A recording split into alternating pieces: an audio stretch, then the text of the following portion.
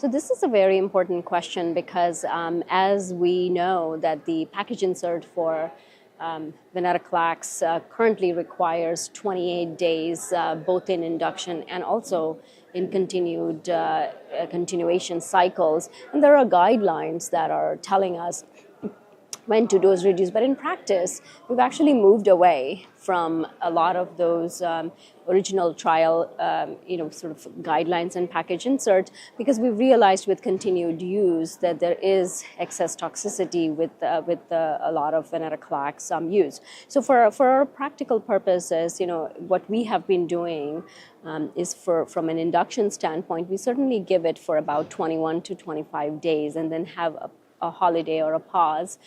checking the bone marrow potentially at that time and deciding whether you really have to continue Venetoclax or not.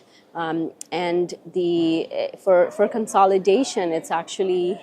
not much data, but all anecdotally, we are doing about 7 days, sometimes 14 days, depending on how patients are doing in real time.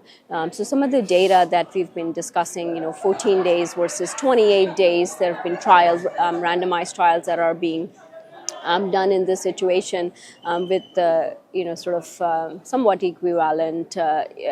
results, and that kind of helps us understand that what we've been doing clinically is probably correct, that we don't have to plummet too much Venetoclax, particularly in the post-remission setting. Now, the part that is very interesting is how this will impact ongoing drug development, because currently all of the frontline triplet regimens that are ongoing are sticking to the original mandate